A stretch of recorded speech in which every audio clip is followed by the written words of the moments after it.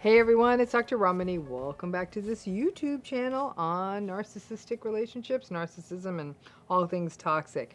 I have this sort of series we've been doing on different kinds of narcissistic relationships because they're not all the same. So lots of you were in this kind of relationship I'm about to talk about until you weren't.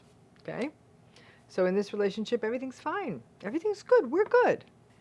You would go to bed confused as hell, replaying conversations in your mind, but really you told yourself, oh, this is just marriage. This is just relationships. This is just how families are. Some days, every so often, you'd have one of those crises of confidence, but on most days, you would just soldier through and everything was fine.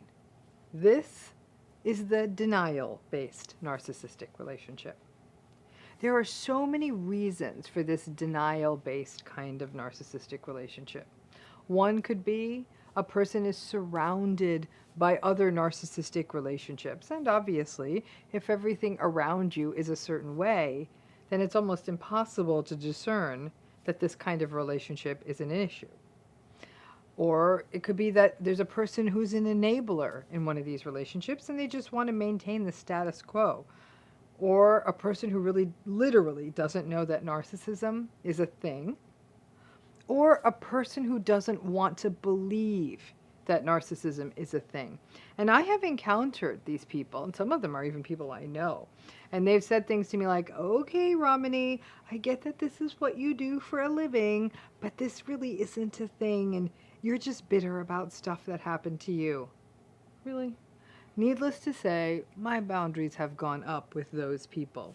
But I am sure you know or have been this kind of person, right? It's a bit of a riff on the Pollyanna of it all. Like, this isn't a thing, right?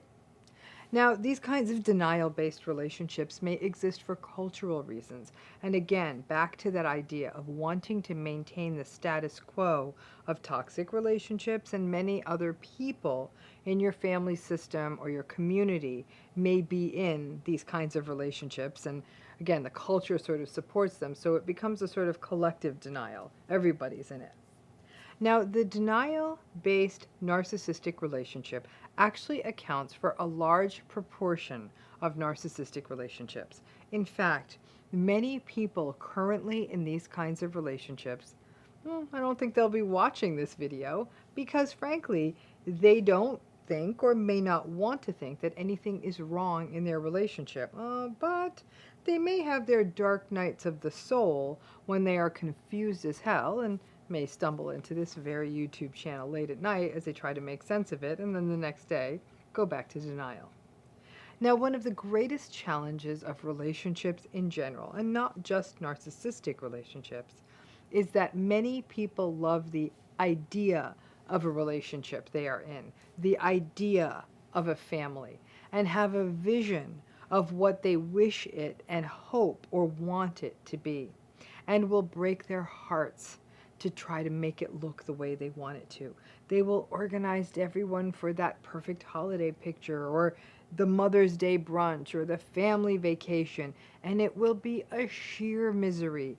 Everyone complaining and gaslighting and manipulating, but that person who loves the idea of it all will fight to make it work until their heart breaks. They desperately want it to look the way they want a family to look. And so when the people within that family are treating them badly, they will just engage in denial, because at least the idea can stay afloat. Now, under those circumstances, acknowledgement of narcissism is messy. It means not just acknowledging that a partner is narcissistic, but also that they will never change. The holiday picture will always be a smiling semi-fiction.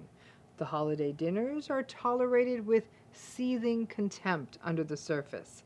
The vacation is a sort of psychological lost weekend where everyone was miserable. Ultimately, the denial type relationship is about cognitive dissonance, trying to make the pieces fit, justifying and rationalizing and denying. Everything's fine. We're good. Everything's great. a sort of fake Instagram narrative of family happiness, while this person in the relationship is actually shrinking into a shell of themselves because of the relationship. It's actually quite sad. The person in this relationship is trying so hard and are getting so hurt that they just start to get hollowed out. A few months ago, I talked with someone about a denial type relationship. Super sweet wife, very narcissistic husband. He's self-righteous and communal with some top notes of vulnerable narcissism sprinkled on top. 2 kids, adult kids, one narcissistic, one very anxious. The mother just wanted happy. She just wanted happy little vacations and happy family portraits and happy meals together. Not happy meals, happy meals. Like, let's be happy at the meal. You get it, right? She just wanted cuddle time on the couch with her husband and just to be a little bit cherished and desired and loved. She didn't need or want much beyond that. She just wanted them all to get along and to not be invalidated. It was not happening.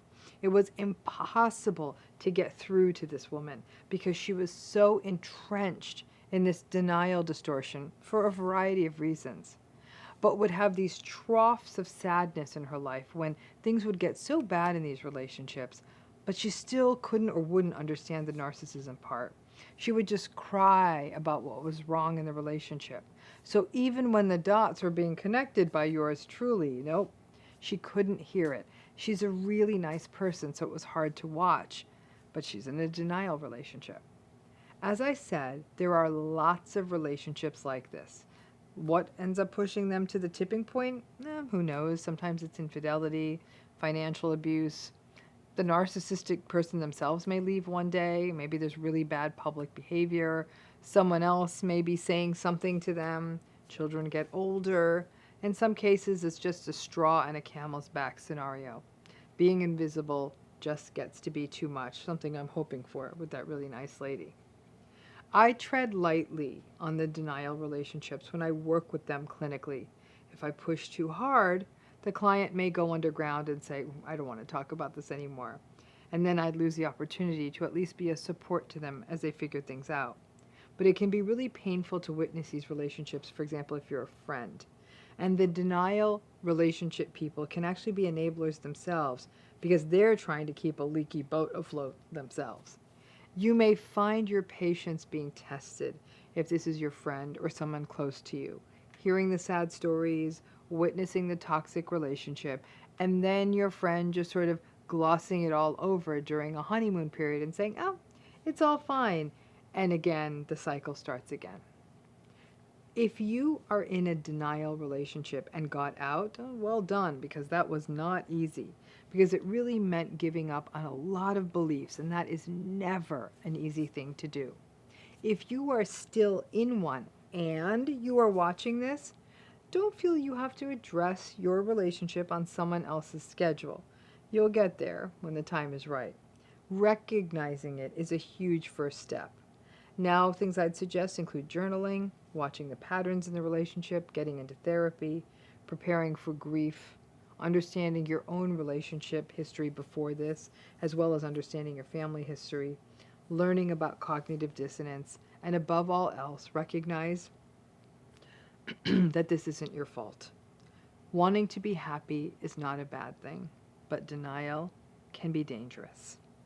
Hope that explains that kind of relationship. And if any of you are in that kind of relationship or have been, drop it in the comments. Thanks again.